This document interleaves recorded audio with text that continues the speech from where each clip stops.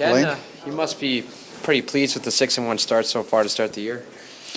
Yeah, very pleased to get 12 points on the board. Long way to go, but, it's all about finding ways to win, and I think that we've found ways to win 6 games. I thought Koskinen was the story the other night. You got to have good goaltending, and we got it. So hopefully tonight we're ready to play for 60 minutes. What does it mean for this organization to have 2 goaltenders that are winning hockey games, 3 wins apiece so far for Koskinen? Well, it's huge. It's a league now where the odd team has got workhorse, but usually it's a 1A and 1B, and that was sort of when we signed Mike Smith this summer. That was the hope and the plan, that we'd have good competition, good depth. It's worked out that way. I know Tip played Mike Smith 2, and then Koskinen 2, and then Mike 2, and now I think it's 2. So they're getting a chance to play a couple in a row and get a little groove. So so good, but it's always good to have 2 goalies that your team feels good about. What's it like when Detroit's on the ice and you know their players probably better than your own players because you drafted pretty much all those Detroit players? Well, it's going to be a strange night, Jim. I was a Red Wing for a long time, 36 years, 22 as general manager. Lots of those players in that locker room, I shook their hand at the draft table, welcome to our organization, and watched them grow from young men, young prospects into to NHL players, and obviously the coaches. I hired Jeff Blashill and watched him be really important to our organization in Grand Rapids, and then went to Detroit. So it's going to be a strange night. For me, obviously, I want to get the 2 points. It's a huge 2 points, and then turn the page and move on to Winnipeg on more strange, obviously, when I go into Little Caesars Arena and back into Detroit. But it's going to be strange to see a Red Wing jersey skating around and rooting against it. But that's the way it goes. Did you have a chance to catch up with some of the guys this morning? Yeah, I saw the coaches this morning. Paul Boyer, Pete Van Zandt, and as I was coming in, I bumped into 6 or 7 players. So it was a chance to say hello. Have you chatted with Steve yesterday? I have not. No, I don't even know. I'm not sure if he's here or not. So I haven't talked to Steve. Leon was joking this morning, saying that he spent so long with Detroit, he's hoping that you're cheering for the blue and orange today. Oh, I'm cheering for the blue and orange. Yeah, no. It's like I said, it's going to be a strange night. For me, I'm glad that we played Detroit twice in October. We get to when the calendar turns to November, it's all over. They're in the East, we're in the West. 36 years is a long time, but I'm excited to be an Oiler. I'm excited about our team, and like I said from day one, trying to make some noise here in Edmonton. So excited that we're out of the gate 6-1. Know that there's 75 games to go. Know we got a lot of work to do, but feel good that we could put some points on the board and feel good about ourselves as we head into tonight's game. A lot of players, when they're playing their old team, throw some money in the things for win. Yeah, Do you do that? No. You're not going in there. No, I'm not doing that. No. Ken, a lot of the guys you drafted, guys like Anthony Mantha, Dylan Larkin, Tyler Bertuzzi, Philip Hronek are having good seasons. Other than when you face them, how happy are you to see them thrive like that? Well, obviously it started last year. Obviously with Dylan, over the last couple of years, it was you could start to see those young players were starting to take a bigger role, bigger impact in the wins and the losses for the Red. More ice time, more important minutes. That's what has to happen for the Red Wings to get back and be a team competing for a playoff spot and trying to make noise in the playoffs. Obviously, I watch their scores, and I've seen them play a couple of times on TV. A lot of nights when they're playing, we play. But I know that they're really good young players. They got a bright future, and I know that there's a lot of good kids below that. Some of them are in the American League. But I started overseeing a rebuild 2 years ago, and I'm happy that they've got a top-notch general manager in Steve Yzerman in the seat there, and I know Steve's going to do wonderful things for that organization. As soon as a former general manager drop the we and us, we and them, like when you get We Detroit. Yeah, we as in Jim, it was 36 years. So every now, I find myself, if I'm thinking of Bakersfield, I call it Grand Rapids, or if I'm thinking of Edmonton, I call it Detroit. I'm working on it. But it was 36 years. So hopefully here at some point in time soon this season, it's going to be just we as in Edmonton, we as in Bakersfield, and we as in Oilers. Grand Rapids is a little closer to Detroit if you went out and watched the farm team play than Bakersfield. Yeah, for you. yeah. Certainly that was a great, it's a 2-hour drive from my house in Detroit. I'm going to go to Bakersfield next weekend, watch them play Friday, Saturday. We have lots of good young kids in Bakersfield, and I want to go down and see where they're at early in the year. Could you have taken a Jim job for the divisional with an Atlantic team? Why is that? Well, you said yesterday it's easier to root for them because you only. Oh, yeah. No, yeah.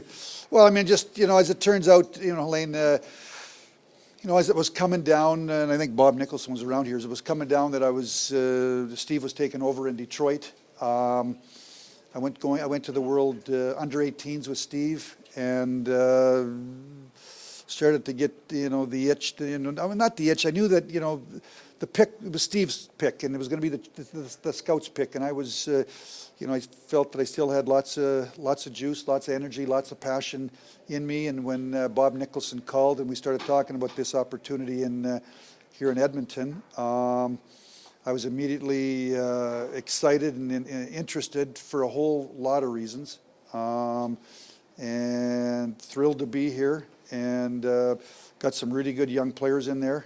Know we got some work to do to kind of build it and make a deeper team, but feel good about the things that have gone. I took over May the 6th. Feel good about what we've been able to accomplish in 6 months, but we got lots more work to do. Excited to be in I'm a Western Canadian. I'm from British Columbia. I played junior in Medicine Hat. Lived in Medicine Hat when I scouted for the Red Wings in the '85 to '94. So very familiar with the passion of the Oiler fans, passion of the Canadian fans, and the excitement of being involved with the Canadian market. With Anthony Mantha, is this the player that you envisioned when you drafted him, and what do you suppose he's unlocked this year that's allowed him to get off to the start? Well, I think Anthony's 25 years of age. He scored 80 goals his last year as junior. He's 6'5". When we drafted him, he had 50 goals his draft year. It's a big jump from junior to, everybody wants them to go from junior to pro and not miss a beat. And the odd player does, but lots of them got to go through what I call adversity, trying times. And they got to realize that they got to go to the gym, they got to work harder, they got to maybe change their game, they got to forecheck more, they got to work harder away from the puck. And I think those are the things that Anthony worked on. Last year I think he was ready to have a big season, and he was out for 6 weeks when he was stepped up for and fought the kid in Colorado. Yeah. Oh, was it? Okay, yeah. He missed 6 weeks. Still had 26 goals missed in 6 weeks. So certainly, he's at 25 goals, 26 goals. If he stays healthy, no reason why he shouldn't be able to score 30 goals or plus. You've only got 22. You didn't want to call up another forward. I talked to Tip about no. We didn't cap problems. I talked to Tip about it. He just wants we're good for. We're going to get through today and Sunday and then see where we're at. Ken, what's your grasp on the team's character and leadership in that locker room, especially coming off the win on Wednesday? They were pretty vocal about, they didn't bring up their best effort, but they found a way to win. What's your grasp on the character? Well, I've been impressed. I thought the LA game when we kept getting behind. We were down 2-1, we were down 3-2, we were down 4-3 and 5-4, and we found a way to win. We kept sticking with it. It's a league where. You just said you got to find ways to win. You're not going to be better than the other team every night. So you got to win ugly. You got to win on special teams. Some nights you're clicking on all cylinders. You got to find ways to win. So that's what I'm impressed about. I didn't think we had our best game in New Jersey. We found a way to grind out a shootout win. And I thought the other night, a good start. And then we were reeling for about 30 minutes. Koskinen stood on his head for 30 minutes to keep us afloat. And then we started to go. Huge play, obviously, by Connor to beat the guy, Braun, score the goal. And we scored 2 power play goals. And we started to get going again. So that's part of the DNA for me in the National Hockey League. If you want to win games, It's finding ways to win games, believing that you're going to find a way to win a hockey game. And, you know, that's some of the things that Tip and I talked about at the opening meeting, the first night of the year. And I know Tip on a daily basis is talking to them. Got to find ways to win hockey games, got to find ways to win hockey games. And so far in the early going, I think that's been a bit of the story for me, that you know, you can see how we played. I'm not sure we're 6-1, but we are 6-1 because we're finding ways to win hockey games, and it's a good thing to have part of your DNA as we head going forward. Kenny, more specifically, what have you learned specifically about Draisaitl and McDavid now that you're up close to them every day? They're pretty good. Yeah, I see that from back home. I mean, you know, I met Connor for 3 hours in June. I drove to Toronto and met with him for 3 hours, and I left that lunch saying to myself, you know, I thought he was really mature, really understood what it takes to win, wants to win. Winning is the most important thing to him. I talked to Leon by phone. He was at the World Championship, so I didn't get to meet Leon here. But being around those two guys on an everyday basis, great players, great talent. They want to win. They want to win. They want to have team success. And they understand how important they're getting the bulk of the ice time. They're getting lots of key minutes that determine the outcome of the game, and they understand that the responsibility, and they're two fabulous players on and off the ice, and they team success is of the utmost importance to them, which is critical in a leadership role. What did you think James Neal was getting in the first? You know, no. I mean, obviously James has been a great story. I mean, Jim, over the course of 82 games, everything's going to find its sort of water level. Certainly, you know, when we did the deal, we were hoping that he could bounce back. You know, the guide and record book says he scores 20 plus. We were hoping that a new opportunity he could score 20 plus. So, you know, to think he'd have 8 goals in 7 games, no, I never could have dreamed that. Certainly he's been a big factor on in us being 6-1. You know, he's got 6 of them are on the power play. Specialty teams has been huge for us. I think we're number 1 in the power play and number 5 in penalty killing. And you've been here. I know last year they were 30th in penalty killing. So that was one of the things that Tip and I talked about as we were trying to sign some players leading up to July 1. We needed some penalty killers. We signed Sheehan, who penalty kills, Archibald penalty kills. So in the early going, again, it's 7 games, 75 games to go, but you know, on the power play, James Neal's been a real good addition. And, you know, to finish it all off, I'm nervous about tonight. Detroit's in town. I'm going to be happy to get this game over with, hoping we can grab 2 points and then go on to Winnipeg. Thanks. Last question will be for Bob. Ken's filling the seats tonight with all his friends from all over Alberta. But first of all, these are the jerseys that we're wearing tonight for the very first time. But Ken, I know how much family means to you, and we've known your family for a while, and it's great to have you here, and great to have you back home, back in Alberta, where it all started for you.